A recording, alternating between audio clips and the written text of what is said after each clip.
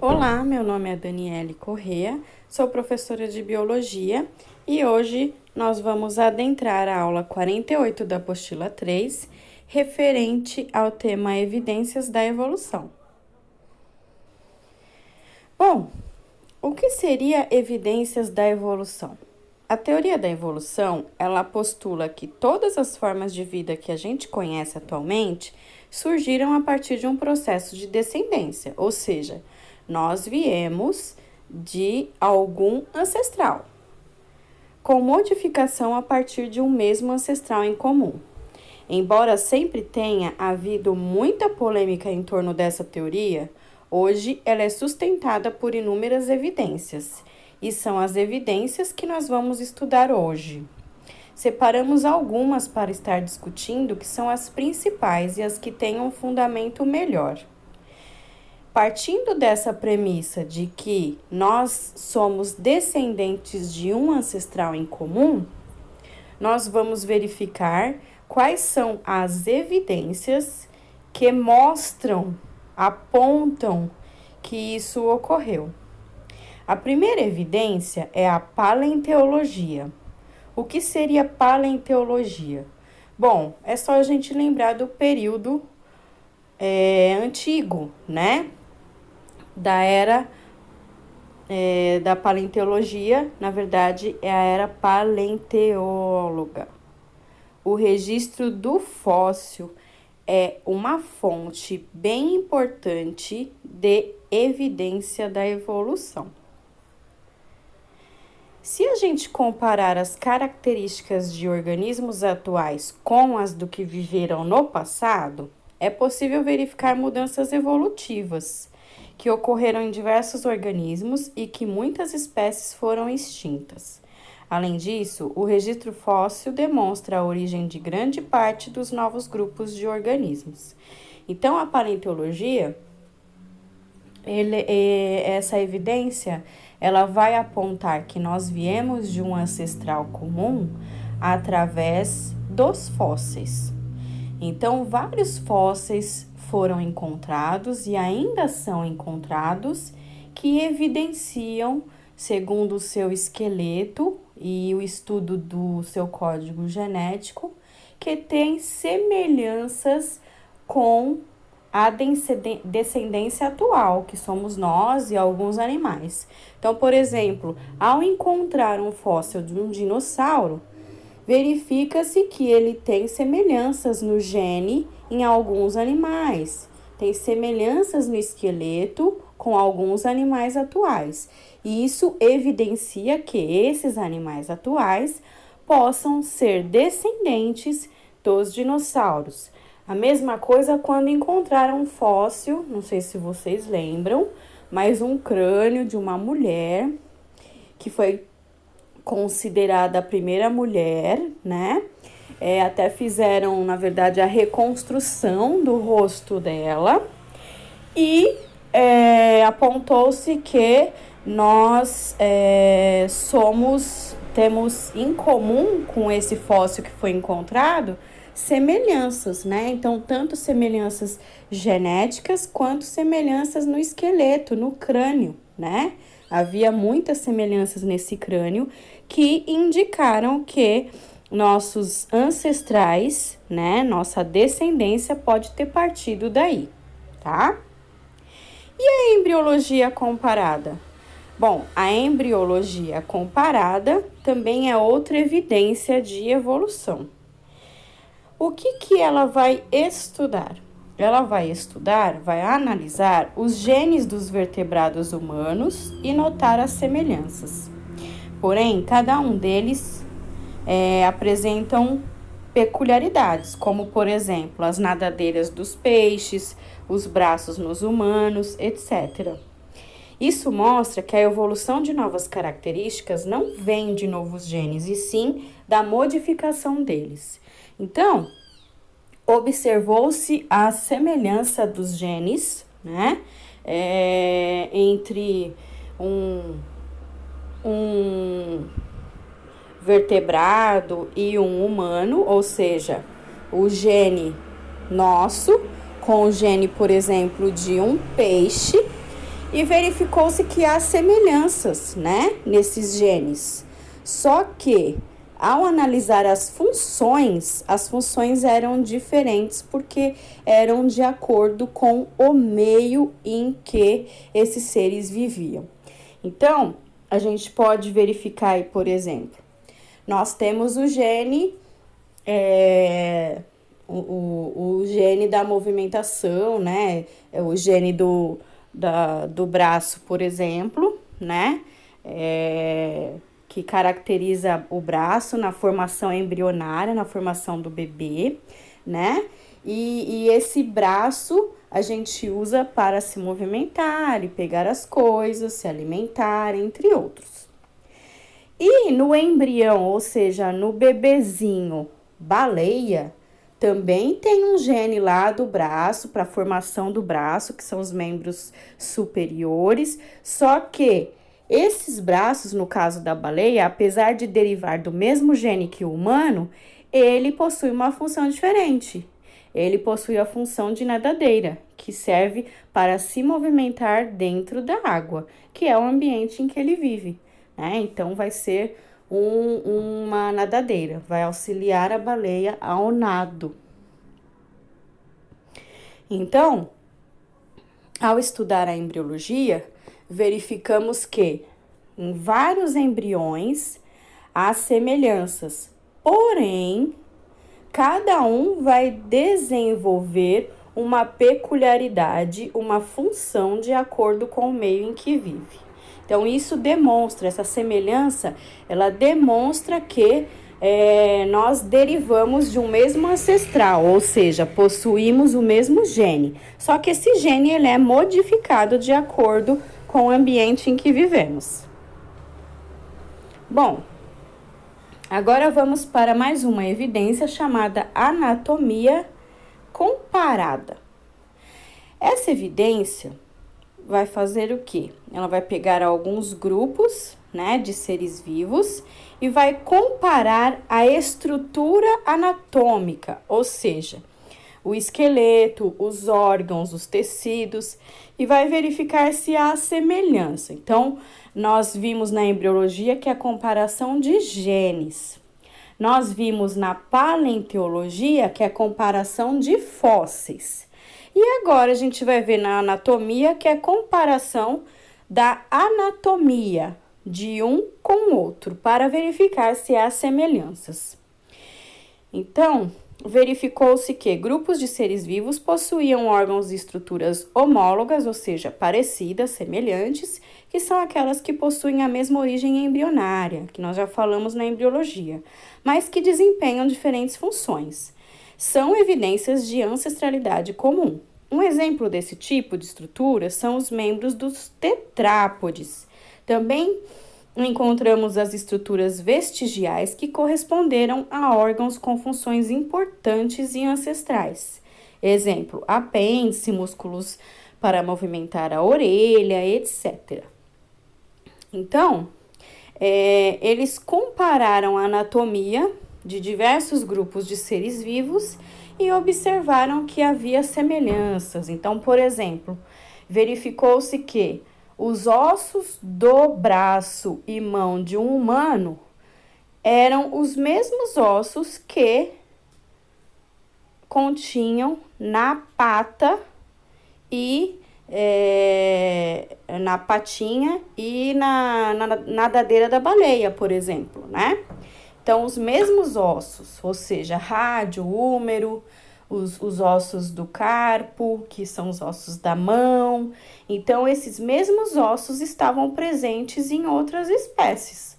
Então, se tanto o ser humano quanto o cachorro, a baleia, o pássaro possuem os mesmos ossos, só que com funções diferentes, é possível que nós tenhamos vindo de um ancestral comum.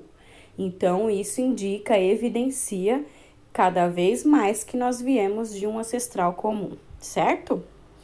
E também nós podemos encontrar essas estruturas vestigiais. Então, eram órgãos ou estruturas que tinham funções nos ancestrais passados e que, atualmente não tem função nenhuma, mas que ele está presente lá, é um vestígio. Então, acreditem se quiser, mas o nosso apêndice é uma estrutura vestigial. Como assim, Pro? Sim, o nosso apêndice, que fica no intestino, ele não tem função nenhuma. Ele é uma estrutura totalmente nula, não tem nenhuma função. Mas acredita-se que nos ancestrais passados, esse apêndice tinha uma função, por isso que ele está ali. E conforme a evolução, esse apêndice permaneceu como um vestígio de ancestrais passados. Só que no cenário atual, ou seja, na espécie atual, né, não tem nenhuma função. Então, ele tá ali só como um vestígio de que ele já existiu, já teve uma função, mas hoje não tem mais. Então, isso prova que nós derivamos de ancestrais comuns. Existem algumas pessoas que também conseguem movimentar a orelha, né? E outras não, lógico. Esses músculos que movimentam a orelha são músculos também vestigiais. Por quê? Porque o ser humano, ele não precisa movimentar a orelha para ouvir, nem para se localizar. O que acontece? Em ancestrais passados, o movimento da orelha era importante e ainda é hoje em algumas espécies, como por exemplo o cachorro, o gato, que acabam movimentando a orelha para expressar suas emoções e também para ouvir, para se localizar. Então, tudo através do movimento da orelha. Nós não precisamos disso, mas algumas pessoas nasceram com os músculos da orelha para a movimentação e conseguem esse tipo de movimentação.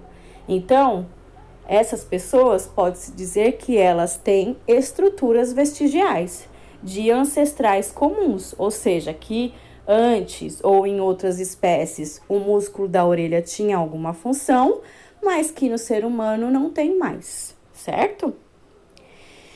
E as evidências biogeográficas? Bom, as evidências biogeográficas correspondem a migrações de organismos de diversas regiões distantes que possuíam ancestrais comuns com as características atuais, que são, na verdade, influência de pressões ambientais. Então, vamos supor que nós observamos aves aqui na região tropical, mas que foram aves que tinham origem na Europa, né? Então, nós podemos encontrar espécies aqui no nosso cenário atual, ou seja, no Brasil, mas que foram aves que se originaram na Europa. E aí, essas aves que estavam acostumadas com o clima mais frio, elas têm que se adaptar ao clima mais quente da região tropical. Então, elas vão desenvolver algumas características, né?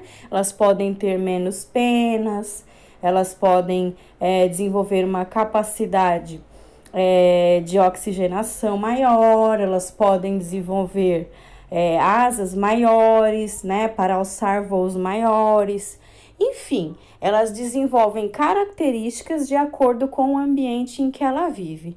Então, as evidências biogeográficas, elas verificam que organismos originados de regiões distantes migraram para outras regiões e possuem algumas características que foram desenvolvidas de acordo com o seu meio.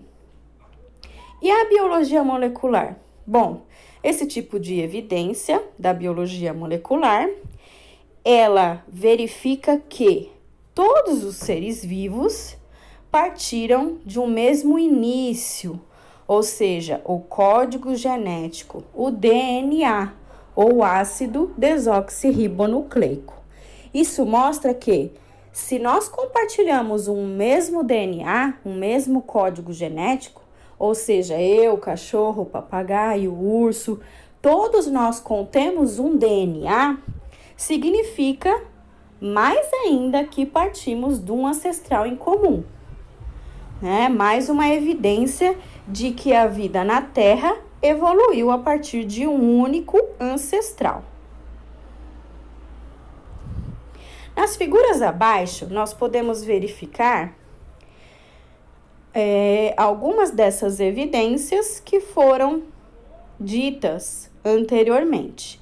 Então, na figura da esquerda, nós temos aí a evidência da anatomia comparada, onde há uma comparação de vários ossos do esqueleto humano com esqueleto de outras espécies.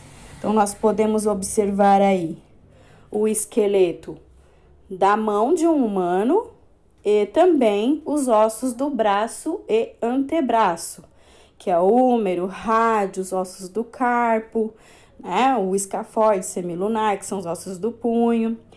E comparando com ossos do cachorro, do pássaro e da baleia, verificou-se que eles têm os mesmos ossos. Ou seja, rádio, húmero, os ossos do carpo, né?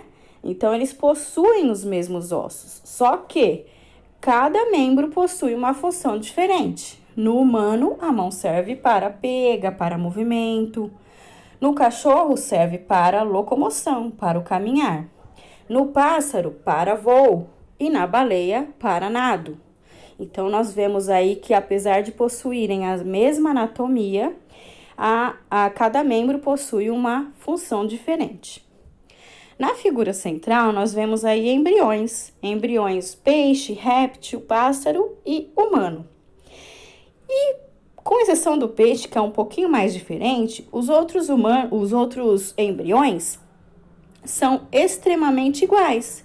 Possuem ali uma cabeça, um olho, uma cauda e tubérculos, que são esses membros aí, inferiores e superiores, que depois vão se tornar braços e pernas. Então, verificou-se que o embrião, tanto do humano quanto de outras espécies, eles são iguais. E à medida que se desenvolvem, vão formando as suas peculiaridades, ou seja, as suas diferenças, como rabo, membros superiores, tipo de órgãos, etc. Mas que na fase embrionária eles são iguais, tá? Isso daí corresponde à evidência da embriologia comparada, que nós vimos no slide anterior. E por fim, nós temos aí vários crânios, né? Vários fósseis que corresponde à evidência da paleontologia, onde nós podemos verificar que tanto o Homo sapiens, que é a nossa espécie atual, quanto outras espécies, possuíam aí semelhanças no seu crânio, né? Como a mandíbula, como a fossa nasal, que é o buraco do nariz, as órbitas, que são as cavidades do olho, né? A fronte, que é essa parte da sobrancelha, etc. Então, verificou-se semelhanças entre os fósseis no homem neandertal, no Homo sapiens, etc. E aí pôde-se comprovar que nesses fósseis possuíam semelhanças com a espécie atual e que provavelmente nós derivamos de um ancestral comum. Bom, agora que vocês já compreenderam essa aula, vocês complementam as anotações através da leitura da apostila com o tema correspondente e vão realizar os exercícios adicionais do 66 ao 75 e vão me entregar por e-mail até o dia 25/5. Bons estudos e até a próxima!